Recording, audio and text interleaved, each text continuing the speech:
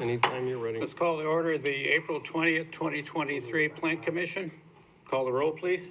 Mr. Cox? Here. Mr. Crompton? Here. Mr. Heath? Here. Mr. Kella? Here. Mr. Russinellis? Here. Mr. Wunderlich? Here. First agenda order of business would be approval of minutes from the May 16th meeting. March. I'm sorry, March 16th meeting. Do we have a motion? So moved. Second. Call the roll, please. Mr. Crompton? Aye. Mr. Heath? Aye. Mr. Kella? Aye. Mr. Russinellis? Aye. Mr. Wunderlich? Aye. Mr. Cox? Aye.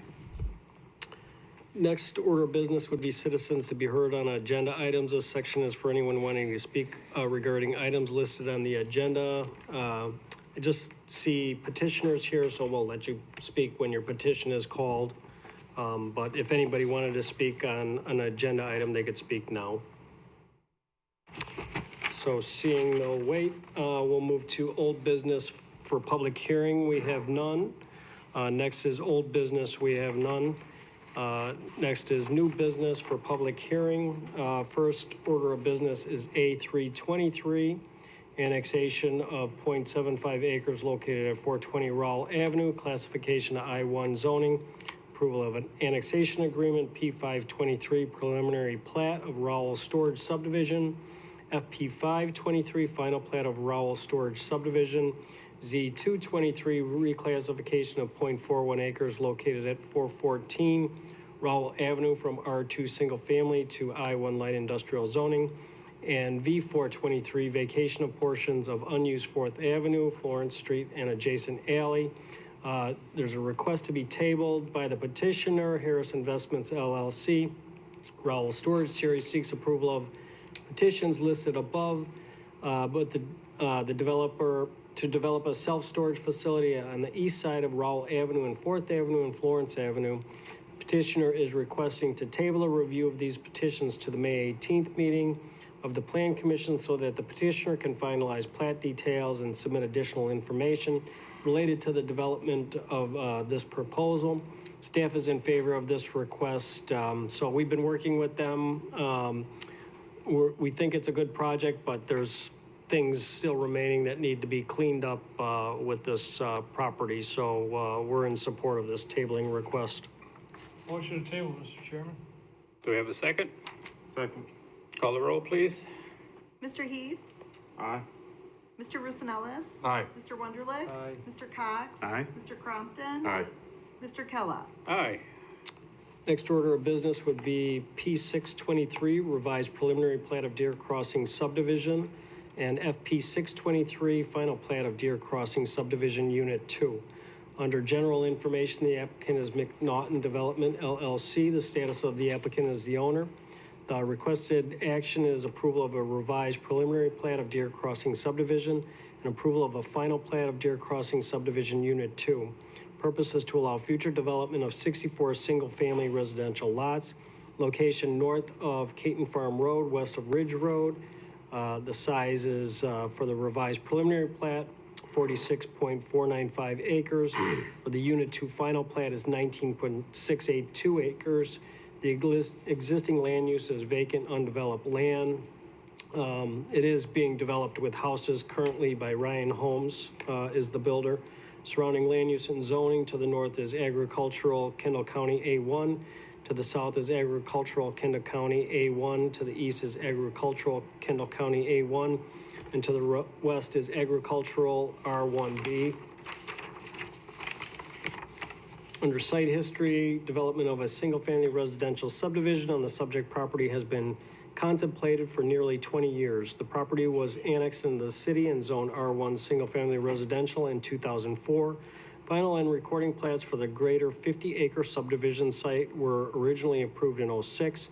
This time, improvements were made to the northern half of the subdivision and streets were installed. However, due to unfavorable market conditions, the recording plat for the entire subdivision was vacated in 2010. Simultaneous with the vacation, Unit 1 was re-recorded for eventual development. At the time of vacation and re-recording, it was believed that the southern portion of the subdivision, Unit 2, would be recorded when market conditions improved. Special information, the petitioner is requesting approval of a revised preliminary plat of Deer Crossing subdivision, and approval of a final plat of Deer Crossing subdivision Unit 2. The developer is also submitting for simultaneous approval of the recording plat of Deer Crossing subdivision Unit 2, which will be reviewed by the city council. The proposed subdivision has not changed substantially from what was originally approved in 2006. Unit 1 contains 55 single-family residential lots with 5 outlots for stormwater detention and landscaping buffering. Unit 2 would contain 64 single-family residential lots with an average lot size of 10,740 square feet. The minimum lot size in the R1B zone is 9,100 square feet. Lot widths would generally be between 70 and 75 feet. House sizes would range between approximately 2,400 and 3,000 square feet. Previously installed streets included the north-south portion of Deer Crossing Drive, Gray Wall Boulevard, and Hideaway Court. Streets that would be completed with development of Unit 2 include Huntley Trail, Donaher Trail, and the east-west portion of Deer Crossing Drive. Elevations of several design options for homes within the subdivision have been included in the staff report packet. All homes will have a covered entry and a stone front water table elevation. At least 50% of all homes will have brick or masonry, and 25% of the gross front elevations. And Ryan Homes is actually doing 100% brick on all the homes' fronts. Most models are 2 stories with 2 garages and 3 to 4 bedrooms. The Spruce and Tupelo models contain single-family homes with a 2-car garage and 3 to 4 bedrooms. Staff will review forthcoming building permit applications to ensure the city's anti-monotony regulations are being enforced to reduce aesthetic similarity through the subdivision. The developer has made the required Plainfield Park District donation in the amount of $122,119.73. This next note about 25% of a traffic signal is from the original approval, and that is no longer being required by our Public Works Department. The site is subject to the Plainfield School District 202 contribution, the school facilities fee, Joliet sewer and water connection fees, and the economic development impact fee. And that concludes our staff report. Thank you. May I have the petitioner, please?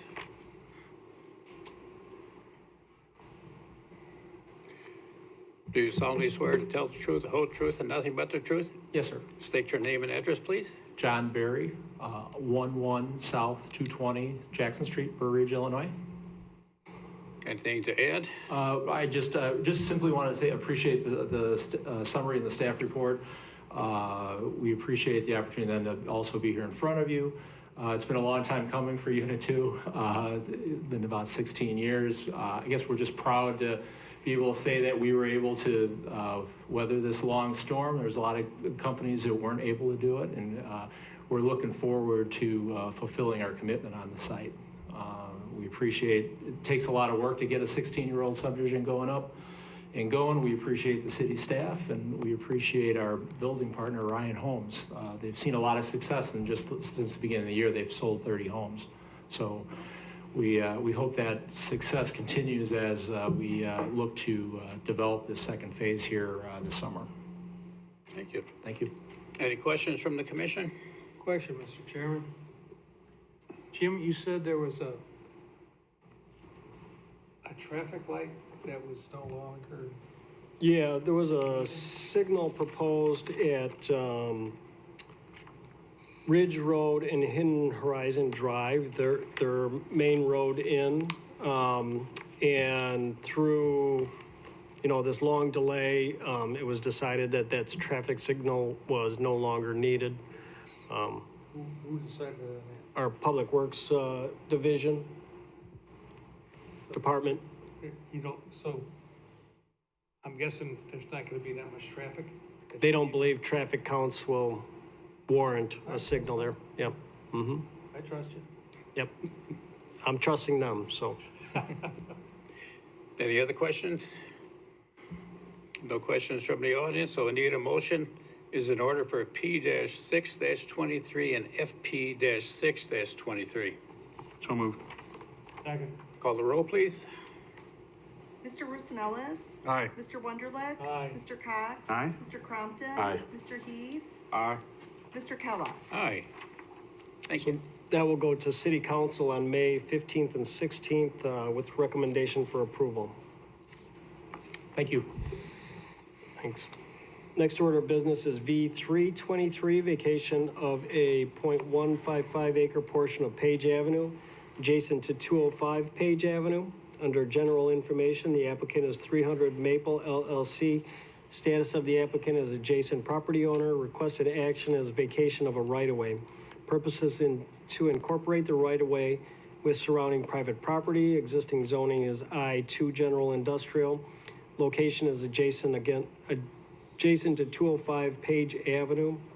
Alley size is again .155 acres, approximately 40 by 167. The existing land use is public right-of-way. Under surrounding land use and zoning, to the north is the former scrapyard and will be a future trucking facility, and it's zoned I-2. To the south is auto repair business, zoned I-2. To the east again is the former scrapyard, new trucking facility I-2, and the same for the west.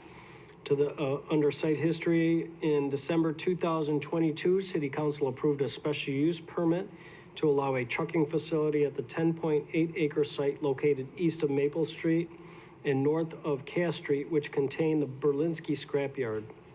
As a condition of approval, the developer of the property was required to vacate the portion of Page Avenue adjacent to 205 Page Avenue so that it could be incorporated with their property. Under special information, the petitioner, 300 Maple LLC, is requesting to vacate a portion of the Page Avenue located south end of their property. Street portion is surrounded on three sides by their site and does not provide access to any other property. Petitioner plans to develop the 10.8 acre site as a trucking facility with a single access off Maple Street. City requested that the petitioner vacate this portion of Page Avenue to allow the property to be enclosed along the south side. The east-west alley south of Wenberg Street between Maple Avenue and Page Avenue will still have access to Page Avenue and south of the alley. Plat of vacation is included as an attachment to this report. The Public Utilities and Public Works Departments have reviewed this request and require an easement over the entire right-of-way portion to allow access to existing city water and sewer mains. They are otherwise not opposed to the vacation request. NICOR has responded that they require an easement over the right-of-way portion due to existing gas main in the area. No other notified utility companies have submitted a response regarding this request as of the writing of the staff report. Vacation of this area would allow the developer to enclose their property along the south side and use this area for trailer parking. Any fence enclosing the area will need to be installed so as to allow access by utility maintenance vehicles. No buildings could be constructed in the easement, and that concludes our staff report. Thank you, Jim. Any questions from the commission? Mr. Chairman, no questions from any of the neighbors. No, we have not. I think after the trucking facility went through zoning board and city council, they got on board, yeah. Anybody else? Then a motion's in order for V-3-23. So moved. Second. Call the roll, please. Mr. Wonderlich. Aye. Mr. Cox. Aye. Mr. Crompton. Aye. Mr. Heath. Aye. Mr. Roosevelt. Aye. Mr. Kellogg. Aye. And that will go to the city council on May 15th and 16th.